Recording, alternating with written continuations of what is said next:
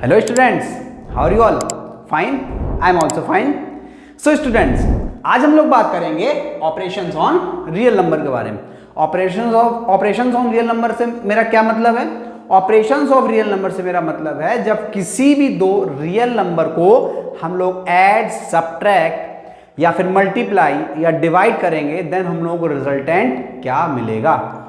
कहने का मतलब क्या है? जब कोई भी इरेशनल या rational, because both are the part of real number, उनको हम लोग ऐड या सब्ट्रैक्ट करेंगे या मल्टीप्लाई डिवाइड करेंगे तो रिजल्टेंट हम लोगों को क्या मिलेगा, रेशनल या इरेशनल।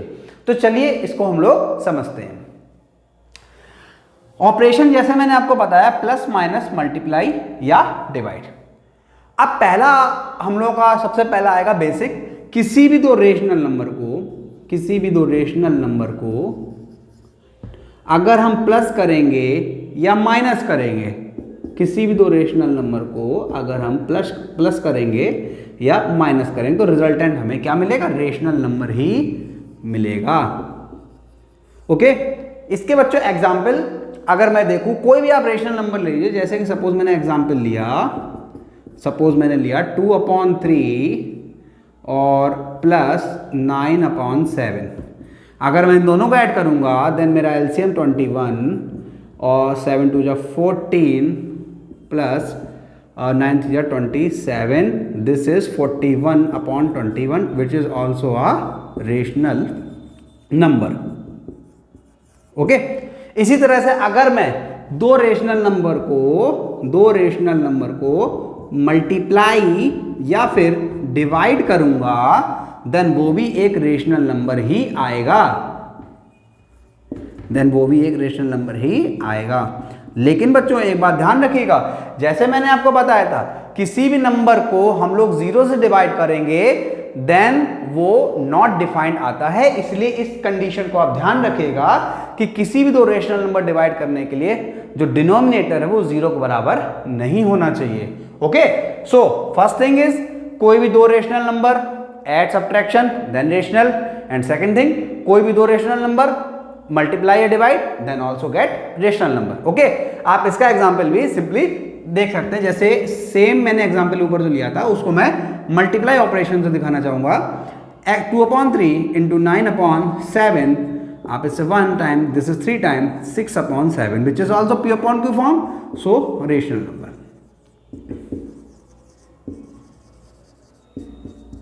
ओके, नाउ सो बच्चों अब हम लोग देखेंगे कि दो इरेशनल नंबर को ऐड, सब्ट्रैक्ट, मल्टीप्लाई या डिवाइड करेंगे देन हम लोग रिजल्टेंट क्या मिलेगा। चलिए इसको समझते हैं। ओके बच्चों, अब इरेशनल और इरेशनल को अगर हम लोग ऐड या सब्ट्रैक्ट करेंगे तो हम लोग क्या रिजल्ट मिलेगा।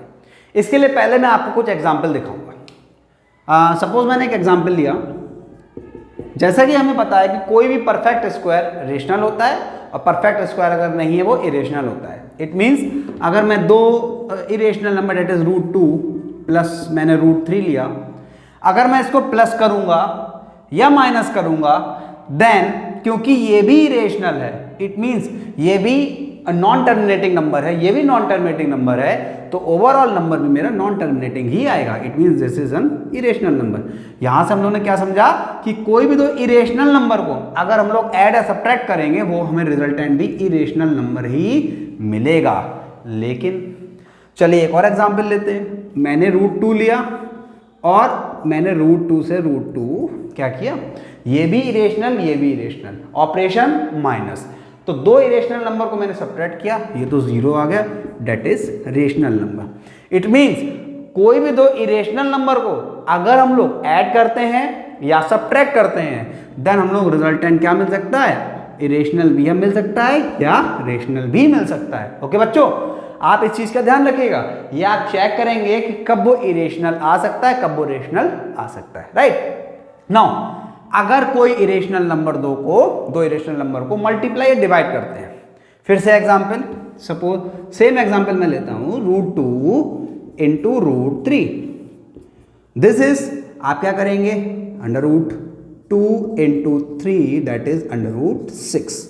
और मुझे पता है 6 भी एक परफेक्ट स्क्वायर नहीं होता है, तो ये भी एक इरेशनल नंबर है। It means irrational into irrational is equal to irrational, right. लेकिन चलिए एक एग्जांपल में और लेता हूं। मान लीजिए मैंने √2 लिया और √2 को मैंने √2 से मल्टीप्लाई किया। This is 2 into 2 that is square root of 4 और square root of 4 that is equal to 2 which is a rational number. तो यहां से भी हम लोगों ने क्या समझा कि दो इरेशनल नंबर का अगर मल्टीप्लाई डिवाइड करेंगे तो वो रेशनल भी आ सकता है और इरेशनल भी आ सकता है। इट मे बी रेशनल और it may be irrational, right. It means rational अगर दो रेशनल का ऑपरेशन करेंगे देन वो रेशनल आएगा, इरेशनल का ऑपरेशन करेंगे देन वो इरेशनल भी आ सकता है और रेशनल भी आ सकता है। अब हम लोग समझते हैं इरेशनल और रेशनल के बीच में ऑपरेशन करने पे हम लोगों को क्या रिजल्टेंट मिले। ओके स्टूडेंट्स, अब हम लोग समझते हैं इरेशनल और रेशनल के बीच में ऑपरेशन लगाने पे क्या मिलेगा। आप इसको सिंपली जैसे मैंने जब मैंने इसको सीखा था तो मैंने सिंपली एक ट्रिक से सीखा था इसको। इरेशनल और रेशनल में कौन बड़ा है? इरेशनल। आप अगर इसको देखेंगे तो ये बड़ा भाई है, सपोज ये छोटा भाई है, तो दोनों में से कौन ज्यादा स्ट्रांग होगा? इरेशनल। इट मींस कभी भी इरेशनल और रेशनल के बीच में हम ऑपरेशन लगाएंगे देन हम लोगों को रिजल्टेंट क्या मिलेगा? इरेशनल नंबर ही मिलेगा। सिमिलरली मल्टीप्लाई डिवाइड लगाएंगे तब भी हमें इरेशनल नंबर ही मिलेगा। चलिए इसको एग्जाम्पल्स हम लोग समझते हैं। एग्जाम्पल अगर मैंने लिया सपोज √2 प्लस 2, आप इसको समझिएगा। √2 एक इरेशनल है और 2 एक रेशनल है, और इरेशनल और रेशनल को अगर मैं ऐड कर रहा हूं आंसर के हिसाब से आना चाहिए इरेशनल। √2 जो कि नॉन एंडिंग टर्म है, नॉन टर्मिनेटिंग है, और इसमें मैं 2 ऐड करूंगा तो सपोज मैंने इसकी वैल्यू लिखी 1.414 and 2 that is 2.414, but it is not an exact value because ये 414 के आगे रिपीट करेगा। It means it is an irrational number, right.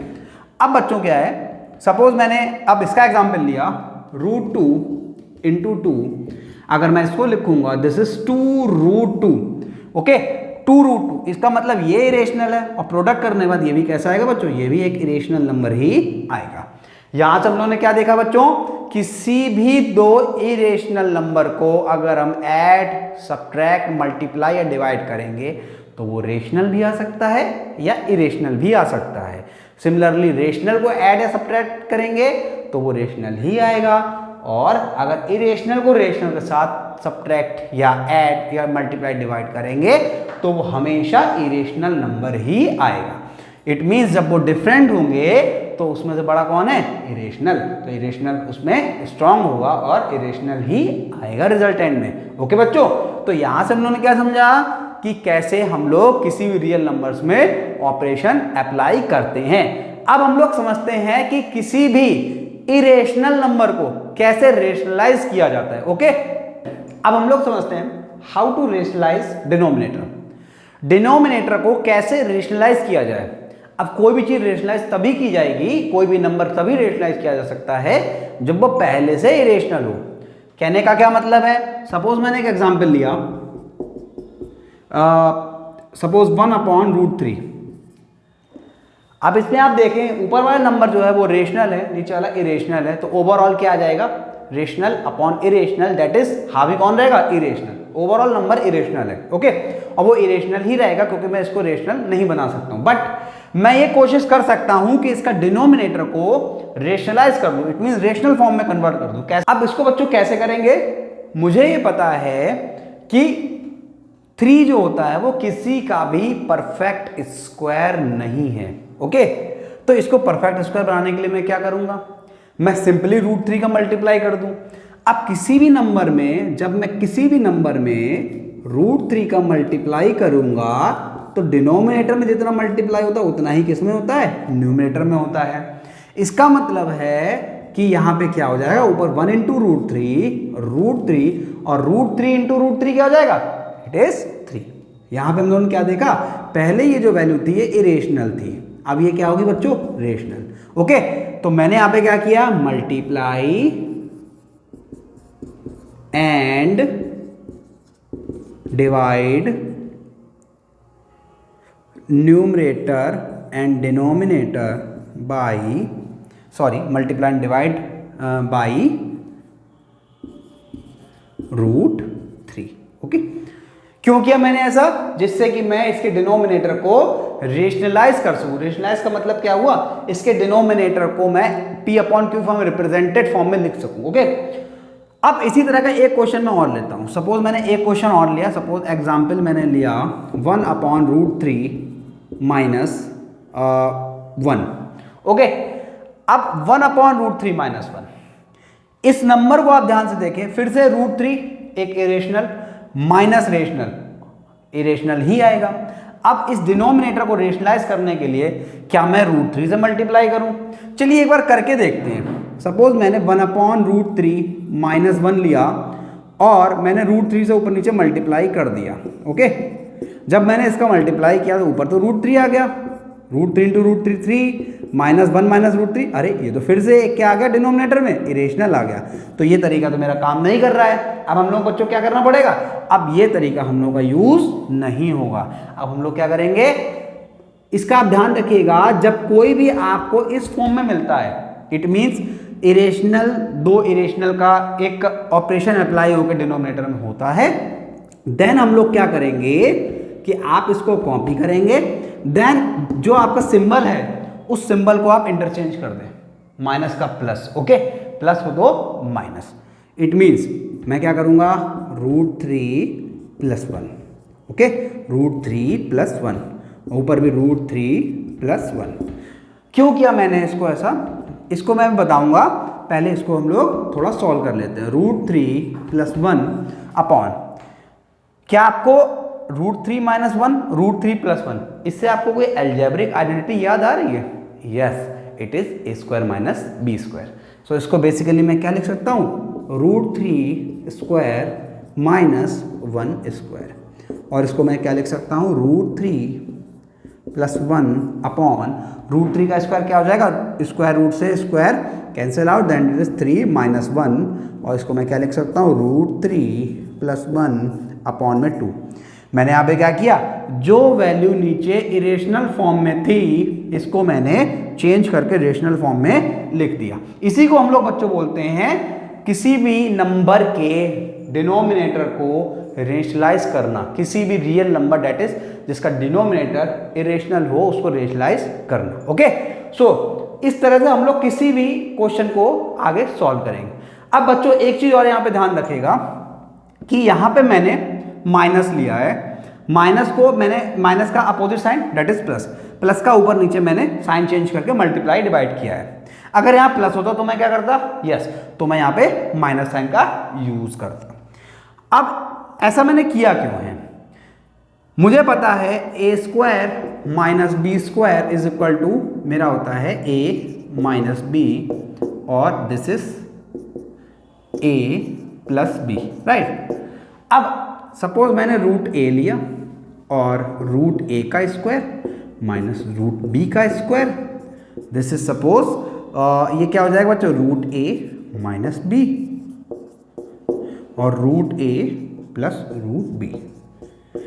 यहाँ बच्चों हमने क्या देखा, इसको जब मैं सॉल्व करूंगा ये आ जाएगा मेरा सिंपली a - b। ये एक रेशनल फॉर्म है और ये एक इरेशनल फॉर्म है, इसीलिए मैंने इसको a² - b² फॉर्म में कन्वर्ट करा। आप ध्यान रखिएगा डिनोमिनेटर को हम लोग a² - b² फॉर्म में कन्वर्ट करेंगे, और जब सिंपली कोई भी इरेशनल नंबर लिखा होगा देन हम उसका ऊपर नीचे सेम नंबर से मल्टीप्लाई कर देंगे। हम लोग समझेंगे एक्सरसाइज 1.4 और उसके हम लोग क्वेश्चंस को सॉल्व करेंगे।